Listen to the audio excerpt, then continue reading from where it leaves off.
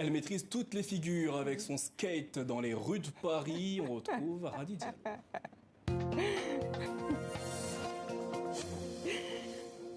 Bonsoir Radi Diallo. Bonsoir, mais c'est pas vrai ce que vous dites. Ce soir, vous ne nous parlez pas de votre passion pour le skateboard, mais de l'Afrique du Sud, où le business autour de l'art numérique est en plein boom. Face à ces nouvelles opportunités, une entreprise sud-africaine innove en faisant le choix de vendre uniquement des œuvres numériques produites par des artistes locaux.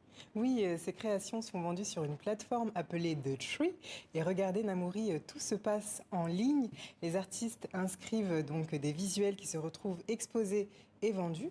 Voilà les images dans le monde entier.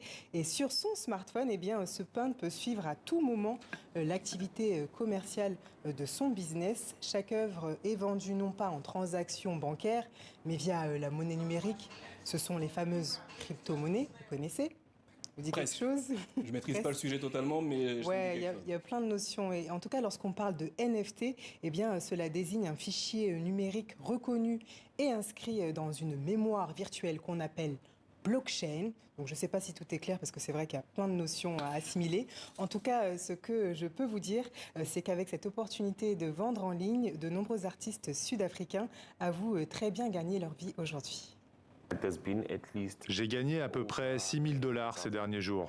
C'est génial. Et c'est aussi, je dirais, de la chance, vous savez. Ça n'arrive pas à tout le monde de récolter immédiatement le fruit de son travail. C'est de la pure chance, car j'ai pu toucher ces sommes d'argent grâce aux NFT. Je pense que beaucoup d'artistes devraient essayer d'y entrer. Monnayez votre travail, mettez-le là-bas, commercialisez-le et vous gagnerez de l'argent.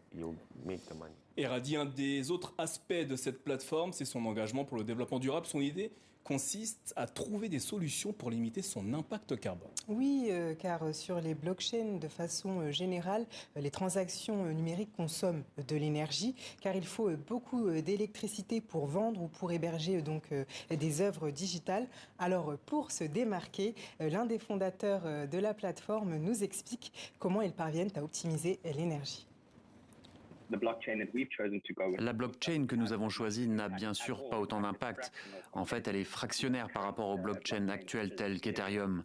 Et la raison en est qu'elle n'utilise pas beaucoup de puissance de calcul pour traiter autant de transactions.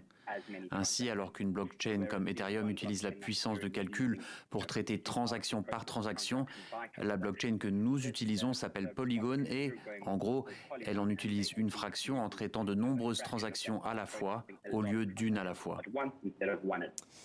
Enfin, pour finir sur le succès de l'art numérique, vous avez été interpellé par un point. Il s'agit notamment de la vente en ligne, notamment des versions numériques de toutes ces œuvres africaines, précisément exposées dans les musées en Europe. De quoi s'agit-il ? Oui, c'est l'œuvre du collectif Loupi. Ils affirment avoir trouvé une solution pour faire évoluer le débat autour de la restitution des œuvres africaines en Afrique. Pour eux, Namouri, il y a eu pillage, c'est certain, mais pour changer la donne, il faut s'affirmer, et c'est sur le digital qu'est-ce que ça se passe. Regardez les images. Ils procèdent de cette façon, ils se rendent dans les musées européens, ils photographient les œuvres qu'ils transforment en fichiers numériques. Ces fichiers sont ensuite revendus donc sous forme de NFT, et pour eux, il y a restitution dès lors où 20% des bénéfices sont investis sur le continent pour financer les bourses de jeunes artistes africains. Cette plateforme a été lancée le 13 mai dernier par un artiste nigérian et à l'heure actuelle, on ne sait pas si le public sera réceptif donc à cette proposition, mais une chose est sûre, c'est que le marché de l'art numérique s'impose sur le continent, donc je vais suivre cette affaire et vous refaire une chronique dans les prochains mois. Avec bien sûr, vous êtes tout à fait la bienvenue sur le plateau et vous repartez en skateboard, Non, j'ai des chaussures à talons. Bon, ce sera pour une autre fois alors, oui, Radi. Sûrement. On se retrouve demain, Radi. Belle soirée à vous. Merci. Ainsi va l'actualité sur le continent. Merci de nous avoir suivis. On se retrouve demain. Bonne suite de programmes à toutes et à tous sur TV5 Monde.